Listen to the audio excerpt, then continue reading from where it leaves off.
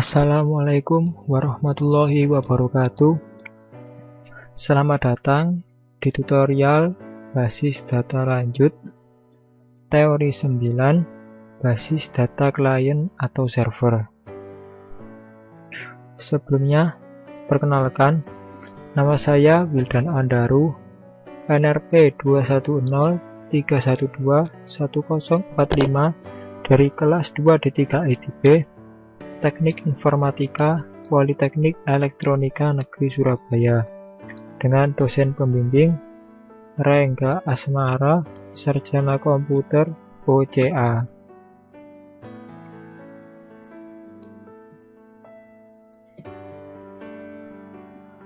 Pokok bahasan yang akan kita bahas ialah yang pertama, pendahuluan, yang kedua, arsitektur klien server, dan yang ketiga, pengaksesan query pada basis data klien server.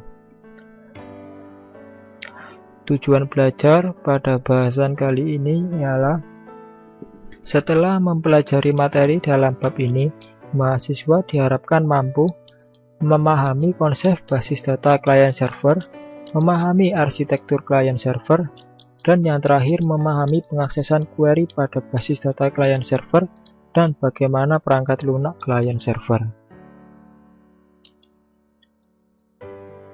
Pendahuluan. Aplikasi basis data terdistribusi dikembangkan dalam bentuk arsitektur klien server. Teknologi klien server berkembang secara cepat sebagai teknologi lanjut. Pada beberapa waktu yang lalu, sangat sulit memprediksikan status saat ini teknologi klien server yang terjadi saat ini. Hal ini sama sulitnya dengan memprediksi teknologi untuk beberapa tahun ke depan. Beberapa faktor yang berpengaruh pada fungsi klien server atau keduanya melibatkan perangkat keras dan perangkat lunak, protokol network, dan teknologi LAN WAN serta komunikasi. Penurunan biaya dari beberapa faktor tersebut menyebabkan semakin besar kemungkinan mempunyai sistem yang kuat. Arsitektur klien server.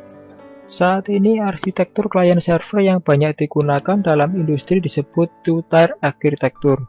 Pada arsitektur ini, server mengirim data dan klien mengakses data. Server memainkan peranan yang dominan pada arsitektur ini. Keuntungan sistem ini adalah kesederhanaan dan kompatibilitas dengan sistem yang legal.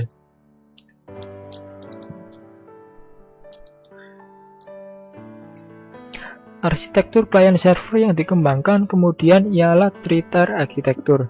Pada kode ini layer direpresentasikan sebagai host, server, dan klien. Server memainkan peranan sebagai penengah dengan mengirim aturan bisnis, prosedur atau constraint yang digunakan untuk mengakses data dari host. Klien berisi antarmuka GUI dan beberapa aplikasi tambahan mengenai aturan bisnis. Kemudian server bertindak sebagai conduit of passing, memproses data dari host ke klien, di mana kemudian diproses atau difilter dan dipresentasikan ke pemakai dalam format GUI.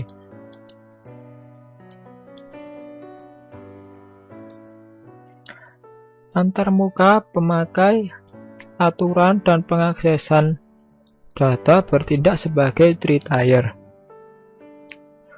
Klien biasanya dihubungkan ke server melalui LAN dan server dihubungkan ke host melalui WAN. Klien melakukan remote yang dihubungkan ke server melalui WAN juga. Sistem ini sangat cocok untuk perusahaan besar di mana basis data terpusat dapat disimpan dalam host, dan biaya pembangunan LAN dan WAN dapat diatur dan dioptimasi menggunakan teknologi yang baru untuk setiap bagian yang berbeda dalam organisasi. Setiap klien harus menggunakan query SQL yang tepat dan menyediakan antarmuka pemakai dan fungsi antarmuka untuk bahasa pemrograman. Karena SQL adalah bahasa standar relasional, berbagai SQL server maupun disediakan oleh vendor yang berbeda dapat menerima perintah SQL. SQL juga merujuk pada data dictionary yang di dalamnya terdapat informasi pada data distribusi di antara server SQL yang berbeda. sebagai modul untuk dekomposisi query global ke dalam sejumlah query lokal yang dapat dieksekusi pada berbagai tempat. Interaksi antara klien server selama pemrosesan query SQL adalah sebagai berikut. Pertama, klien melakukan parsing query pemakai dan memecahnya ke dalam sejumlah query independen untuk setiap tempat. Setiap query tersebut dikirim ke server yang sesuai. Setiap server memproses query lokal dan mengirim relasi hasil ke klien. Klien mengombinasikan hasil subquery untuk memproduksi hasil dari query asal yang dikirim. Pada pendekatan ini, server SQL juga disebut transaction server atau database processor atau back-end machine, sedangkan klien disebut application processor atau front-end machine.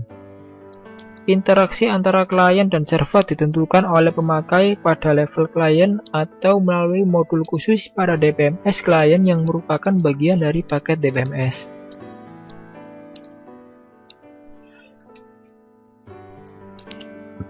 Pengaksesan query pada basis data klien server. Dalam DBMS yang banyak digunakan, model perangkat lunak dibagi ke dalam 3 level. Perangkat lunak server bertanggung jawab pada manajemen data lokal. Kebanyakan sama dengan perangkat lunak DBMS. Perangkat lunak klien bertanggung jawab untuk fungsi distribusi, mengakses informasi distribusi data dari katalog DBMS, dan memproses semua permintaan yang membutuhkan akses ke lebih dari suatu tempat. Hal ini juga ditangani semua antarmuka user. Perangkat lunak komunikasi, atau yang biasanya dihubungkan dengan sistem operasi terdistribusi, menyediakan primitif komunikasi yang digunakan oleh klien untuk mengirim perintah dan data ke tempat yang berbeda sesuai kebutuhan. Hal ini bukan bagian yang terpenting dalam DBMS, tetapi menyediakan primitif komunikasi dan pelayanan yang esensial. Klien bertanggung jawab untuk membangkitkan eksekusi terdistribusi untuk beberapa tempat server, suatu query, atau transaksi, dan untuk melakukan supervisi eksekusi terdistribusi dengan mengirim perintah ke server. Perintah ini termasuk query lokal dan transaksi yang dieksekusi selain perintah untuk mengirim data ke klien atau server lain. Satu fungsi yang mungkin dari klien adalah menyembunyikan detail distribusi data dari pemakai, yang memungkinkan pemakai menulis query global dan transaksi seperti basis data yang terpusat, tanpa harus menentukan tempat di mana data dirujuk dalam query dan transaksi berbeda. Properti ini disebut distribution transparency. Beberapa DBMS tidak melakukan distribution transparency, sehingga pemakai harus berhati-hati terhadap distribusi data secara detail.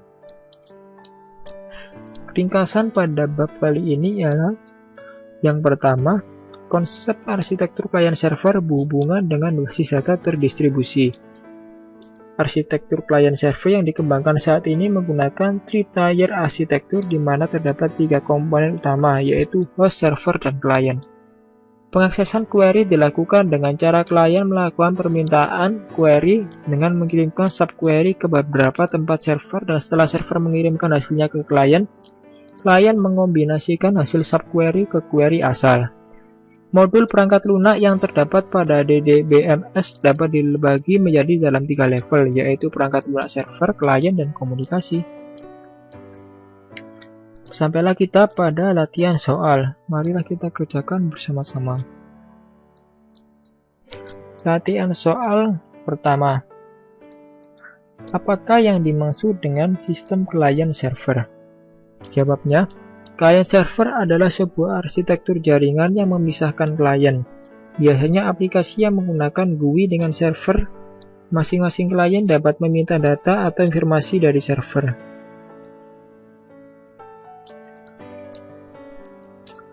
Apa perbedaan konsep arsitektur klien server yang ada sekarang dengan arsitektur sistem terdistribusi?